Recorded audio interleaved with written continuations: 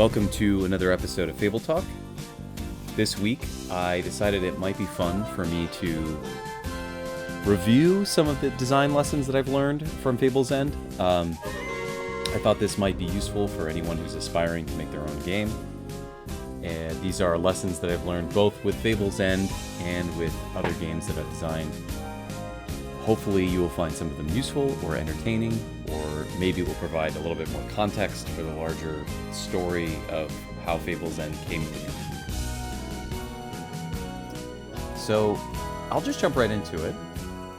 I think that when you're designing a game, it's best to start with a design intention. That means that you have some sort of goal that you've set for your design, something that you want your design to do, okay? That could be anything. It can be, I want to make a card game. It can be, I want to make a game that has a map.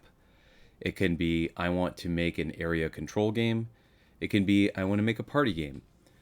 Starting your game design with an intention, with an outcome that you are looking for, will help you focus your design, and it will help you stay on track as you're designing, so that you're not creating a bunch of ancillary mechanics or offshoots of your game that don't have anything to do with your end goal. It's always a great idea to have a vision or have some sort of a goal or intention when you're designing a game. The next lesson that I've learned with Fable's End and in game design in general is that you'll want to play test as much as you possibly can. It's probably one of the most important, if not most crucial aspects of game design is having other people play your game. Now, I think it's important to play test your game by yourself. I think it's important for you to understand your relationship to the design that you're making, especially as it relates to your design intention. However, it's equally, if not more important, to get that game into as many people's hands as possible, because those players will give you the most solid feedback. Particularly if you really, really love an idea, you may find that when you put that idea in the wild with other players, that they may really dislike it, or it may not be fun, or there's some kind of key component that's missing, or there's some exploit that you didn't think of. It's really, really crucial to get your game in front of as many people as you can. Playtest in as many environments as you can. And I'm a big, firm believer that you should playtest with as many different types of players as you can. Understand that those different players will give you different feedback for different reasons, but all of it is valuable for crafting your final project. That leads me to the next step, which is understanding what your game is and who it is for. This goes back to when we're talking about playtesting a game. This will help you to understand what feedback is most useful for you. If you understand what your game is and what audience you're looking for, then when you present your game to a player who is not in your target audience, you're going to get a different kind of feedback from that play, and that will inform your design in a different way. And it's still useful because it's useful to have other people look at your game from a different perspective than what you are trying to design for. It's very easy for designers to get stuck in kind of an echo chamber, where if I'm designing a trading card game and I only take it to trading card game players, they're going to give me feedback that's based solely on their experience with games. Whereas if I design a trading card game and I play it with people who don't play trading card games, they can point out some things that I may not have thought of because I'm living in an echo chamber of trading card game players. So that can help you to create a clearer, more accessible version of your game when you playtest to people who are outside of the intended play group. So this all comes back to understanding what your game is, who it is for. It's easy to get lost in that when you're creating a game and you want to explore all the different possibilities. Sometimes you can take that detour, and that detour will result in something fruitful. It will result in some really beneficial idea for the game itself. But oftentimes what will happen is you can get stuck in a rabbit hole and you're or at least I'll speak for myself. I don't know if this is a common experience with game designers. I can only really talk about how I design things, but I will often get stuck into I will go down a rabbit hole for a specific idea, and I might spend a week on that idea trying to sort through exactly where the resolution for that idea is, how it represents itself best in the game. And what I've found is that now that I really understand who Fable's End is for and what kind of game it's trying to be, I can use the information that I've gained from that experiment and cross-check it with my what the intended audience is, what the game actually is trying to do.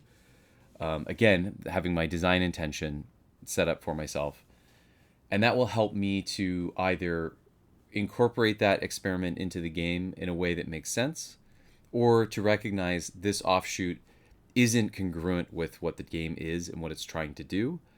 And it's not that it isn't useful, but it may not be the right mechanic or the right direction for the game. And I can leave it there as a learned lesson in game design, but not necessarily take it and incorporate it into the game proper. This brings me to another lesson, which is it's very important that you stay focused with your design. Just like what I just described, where it's easy to have to go down these rabbit holes and to experiment. Staying focused with your design will help you to recognize where those rabbit holes are useful and where they are not. Not every idea that you are going to come up with, regardless of how good it is going to work with your game. It may not be worth keeping. It might be worth exploring because it will teach you something new about your game or about the mechanics or what it can or cannot do. But that doesn't mean that it's worth keeping in the game and it must be included, even if the idea is really fun and really exciting. Some ideas are really good, but just don't belong in your design. And that's a hard thing to reckon with sometimes as a designer, because when you make something you're really proud of, you want to take it and you want to immediately apply it into the thing that you've created. But oftentimes, you'll find that the thing that you're creating that you're really proud of might be the idea for a new game, or it might be a mechanic that belongs in another set, or it belongs in another game entirely, or a different genre of game even. And it's easy for us designers to create something and think, wow, this is really amazing, this is really going to be fun, and try to shoehorn it in the game when it doesn't belong. So really the antidote to all of this is when you decide to explore something new with your game, or as you're trying to fill out the design proper, the structure, the sort of game system or like master design skeleton for your game, and you have a lot of different ideas and you feel like all of them are pretty good, it's a good idea to have those tested either all together or individually with different groups of people to see what their responses is. Because what you might find is that one style of gameplay works really well with one specific play group, but doesn't jive with another. And this is all coming back to the design intention that you started your design with, which is, what is this game trying to do? What is it? What's the goal of the design? Is the goal of the design to incorporate as many players as possible? Or is it to appeal to a certain type of player or a certain type of genre? When you figure out what those design intentions are, it's much easier to understand where your good ideas are supposed to land, and it's easier to apply the feedback that you're getting from your playtests. Because now you know, well, this doesn't align with the design goal, so this feedback, we know that this isn't quite the right direction for the game, so this mechanic needs to change, or it needs to be gotten rid of altogether. Another thing that I think is really important when you're designing a game is that designing systems that are functional can feel like a victory as a designer. The intuition of game design sometimes is to create a system that has an internal logic to it. And when you make that system with internal logic, it can feel like you've accomplished your goal because you said, I've taken the player from point A to point B in this experience through this series of mechanics or interactions or interactivity that provides them an outcome that I wanted to provide them with. And that's important, that those mechanics are functional. However, it's only half the equation, because the second part of that equation is it fun to get from A to point B? You can have the most elegant, most complex, nuanced mechanisms in your game, and it doesn't mean anything if they're not fun to use. If your players are saying, wow, this is really cumbersome, or this feels really boring, or it's really unfun, and if you're trying to sell them on a mechanic and the mechanic doesn't sell itself, then generally speaking, you may not be on the right track. That's not always true, but it's a good rule of thumb. I think one of the biggest lessons I've learned as a designer and having play tested my game many, many different places is that I kind of understand where the feedback from players, what's working in the game and what isn't working in the game at any given point. And sometimes it's not so much that the game itself isn't working, it's that the audience that the game is being demoed to isn't the correct audience isn't the intended audience for the game. So that great mechanic that I really love may fall flat with this audience because it's just not the game for them. And that's something that I think is really important to remember as well, that when you playtest a game with multiple different groups of people, you're going to get different responses. And some of those playtests will be very positive, and some of them might not be so positive. Some people might not have fun with your game at all. And that doesn't necessarily mean that you have to take your whole game and throw it in the bin, or to commit arson on your design because, wow, they didn't like it, it's terrible. Sometimes it's just, well, is this a game for them? Do they normally like this style of game? If the answer is no, then you can take that feedback with a grain of salt. Because sometimes some of that feedback will probably be useful, but it won't be it's not the make or break moment for that game. If that audience isn't the intended audience and they're giving you feedback that they don't like the game, that doesn't mean the game is bad or that all of the things need to fall apart. When you start shopping that game around to different audiences and different playtest groups, and you say, here is the audience that I'm trying to get to, and they give you similar feedback, then you know, okay, maybe this thing needs to change.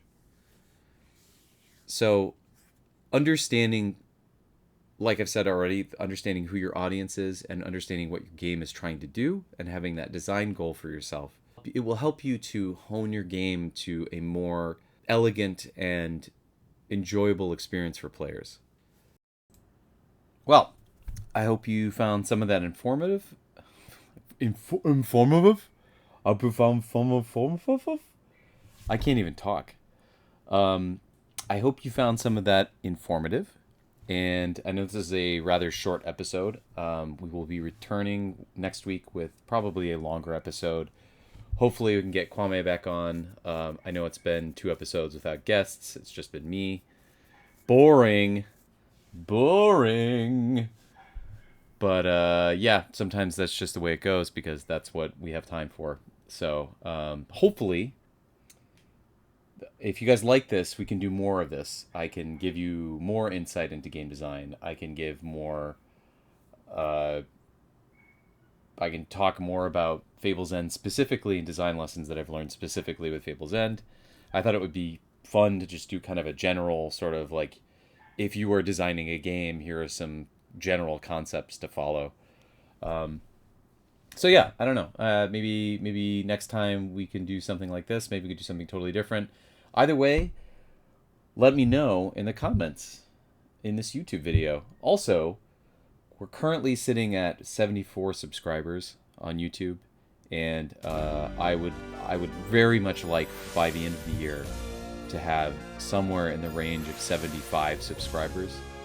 And if we can do 75 subscribers before the end of the year, I will be able to quit my job and work full-time as a YouTube podcaster with 75 subscribers and the world's most annoying advertisements that happen every 5 seconds.